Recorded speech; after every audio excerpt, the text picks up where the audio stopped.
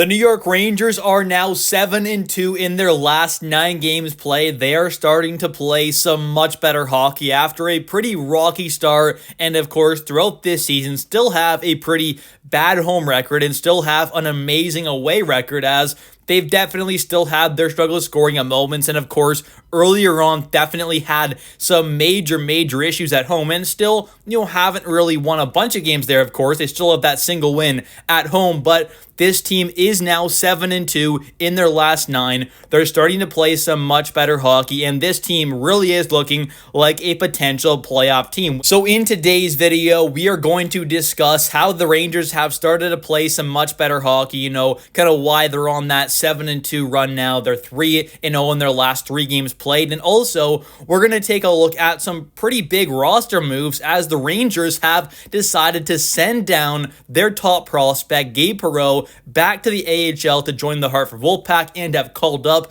a top defense prospect by the name of Scott Morrow. And a big reason on why these moves, of course, ended up being made is because Will Borgen, who has been on the New York Rangers' second pair on the right side this season, he has been pretty incredible as well. One of the better defensive defensemen, at least statistically, in the entire NHL to begin this season so far. He, unfortunately, is now out with an upper body injury, which did have him miss that game Saturday night against Columbus, as it was reported that he had that little bit of an injury there. He did skate at the kind of morning skate there Saturday before the game against Columbus, and then it was reported by Vince Mercogliano that Sullivan said he anticipated Will Borgen would play in the game against Columbus, but then I guess during warm-ups, something didn't feel right there, so Borgen ended up not playing in the game there, of course, so that did end his Ironman streak, which was up to, I believe, 285 games, which is pretty incredible there, of course. He played every single game possible since 2021-22, so obviously that's great to see, but unfortunate that it had to end there, so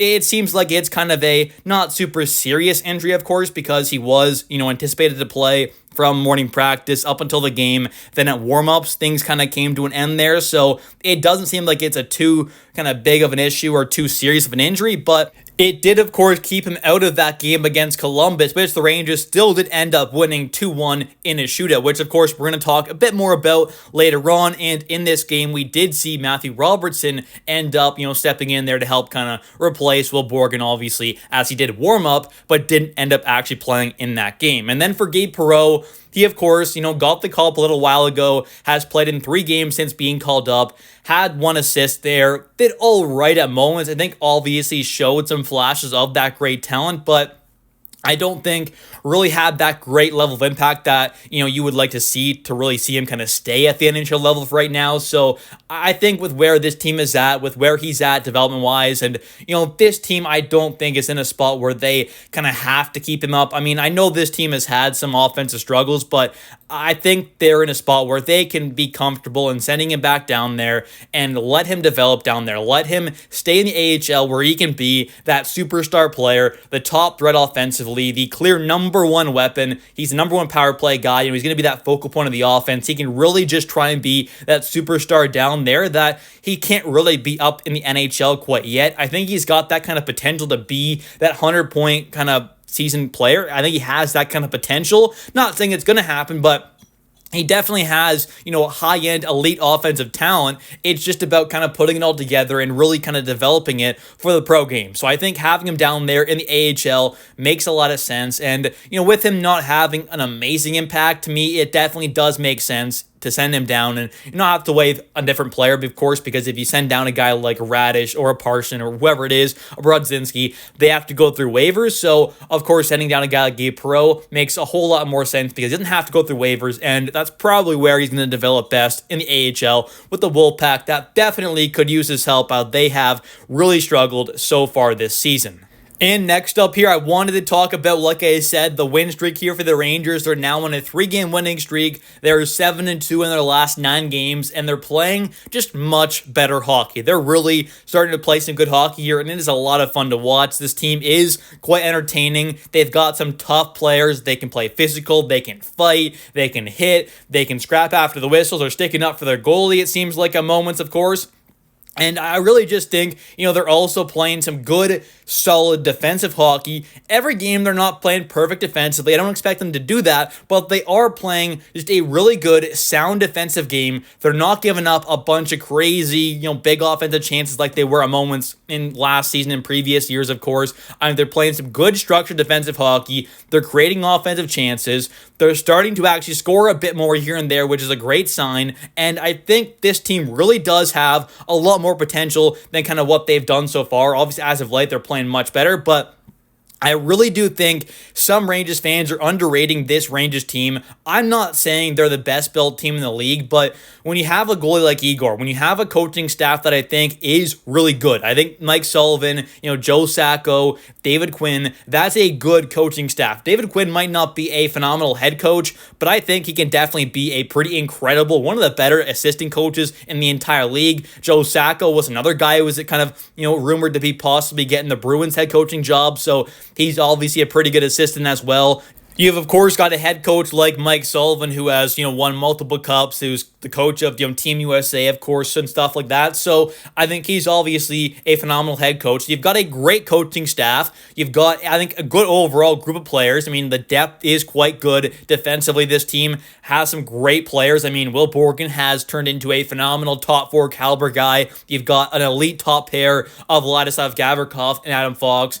I think this team defensively also has some pretty great depth there. You have your higher end talent like Gavrikov, Foxy, Borgen, then you have your solid defensemen with guys like Soucy and Schneider, who are just good, solid players. Don't think Schneider has quite taken that leap that I kind of hoped he would have, but he's still playing some good, solid hockey. But then you have his number kind of 6, 7, and 8 defensemen, a guy like Matthew Robertson, Urho Vakanainen, and there's number 8, Scott Morrow, which I think that's a pretty good kind of 1 through 8. There's some good depth there, some good high-end talent, and then on the forward side of things, the overall kind of depth I think is pretty good as well, but the kind of higher-end talent, you're maybe lacking kind of one more real great offensive piece. I think that's kind of the main thing right now that, come trade deadline time, of course, if this team is looking to really make a run there, going out there and adding in a real good top line or top 6 caliber, winger ideally could be a good option there, I think. But honestly, I really do think this Rangers team is the best built roster we have seen in a very, very long time.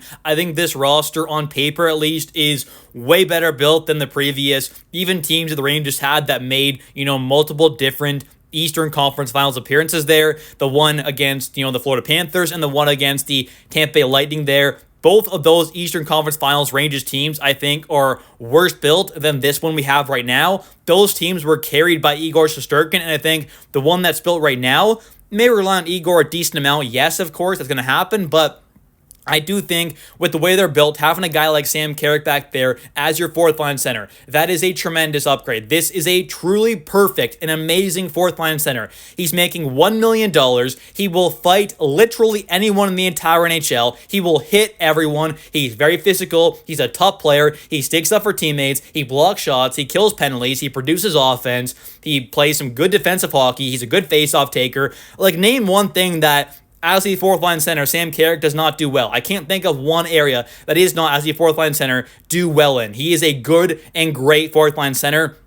Making $1 million for another season after this one, I think, is pretty incredible. I mean, you take a look at the game against Columbus. He fights Matthew Olivier and doesn't just hold his own. I think did more than that. He really had some great throws in there, had some good punches, landed some big blows. So I think overall, he is just such a tremendous player, and I don't think gets enough credit for what he truly does for this team. I mean, going out there and fighting Matthew Olivier, who is right now the pretty much toughest guy in the entire NHL. It seems like no one really wants to fight this guy, and everyone he fights, he ends up beating. So I think Sam Carrick going out there and fighting him says something. I mean, Matthew Olivier is a scary, scary dude. So obviously got to give your praise to Sam Carrick, but with the way the rest of this roster is built, I mean, you've got a lot more toughness on this team, a lot more size with guys like Carrick, of course. You've got Edstrom now, Rempe when he's healthy. You've got a guy like on the back end, Gavrikov now you added in. Obviously, he is a bigger, tougher, shutdown defenseman, a phenomenal partner for Fox, who I think that is an elite top pair, one of the better ones in the entire NHL. And you got a guy like Will Borgen, who has been incredible in the second pair. Soucy's been great there. I think Soucy has been also really great physically. He is laying the body, laying some big hits as of late, especially. So that's great to see. He's a really tough player, great guy to have come playoff time. And then you got your depth on the back end as well. You've got a guy like Braden Schneider. He's got good size. He is physical, good defensive guy. Same thing with Robertson. May not be as physical, but he's got that good size there. So I think this team defensively is clearly built in a way better way than in previous years. Having guys like Gavrikov and Borgen and Soucy compared to Lindgren, Keandre Miller, and Trouba, I think is light years difference. And I mean, I get, as of late this season, Keandre and Trouba are playing good hockey, you could say, for the Ducks in Carolina, but what they were doing on the Rangers was not good. They were both liabilities for this team. So going out there and adding in a guy like Gavrikov, who has been incredible. You added a guy like Borgen, who has been literally one of the best defensive defensemen in the entire NHL throughout this season. Is that going to keep up? Maybe not, of course, but I still think he's a second pairing caliber guy, a great defenseman, a good option, and definitely an upgrade over a guy like Trouba or Keandre from previous years. So I think we made some drastic, insane upgrades on the back end there. Really helped out that area, which was a big problem for this team. And then you go out there and you add in some tougher forwards, which I think is important. But also, if they went out there and added in one more kind of real great offensive piece, I think this team could be pretty deadly come playoff time. And honestly, as of late, the reason why this Rangers team, I think, has been so good is mainly because of how good defensively they have been and, pretty solid in net. Igor hasn't been his kind of, prime Vezina caliber self, but he's still been good and quite solid.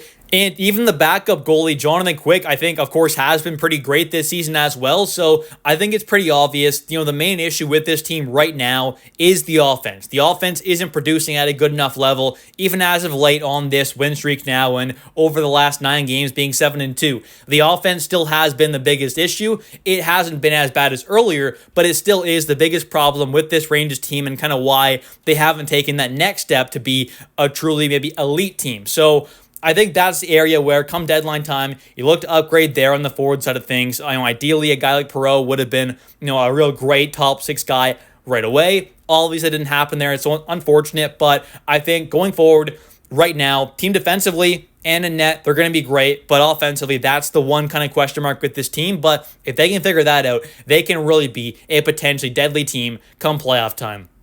Anyways, thank you all so much for watching today's video. If you have enjoyed, definitely don't forget to click that like and subscribe button for daily New York Rangers content, as I do post a video about the New York Rangers every single day. And also, definitely don't forget to comment down below your thoughts on today's video. What are your thoughts on the Rangers getting that 2-1 victory against the Columbus Blue Jackets in a shootout with JT Miller, the captain, getting the shootout winner? And also, what are your thoughts on the roster moves here the Rangers have made, sending down prospect Gabe Perreault and calling up prospect Scott Morrow? Thanks for watching. I'll catch you in the next one, and let's go Rangers.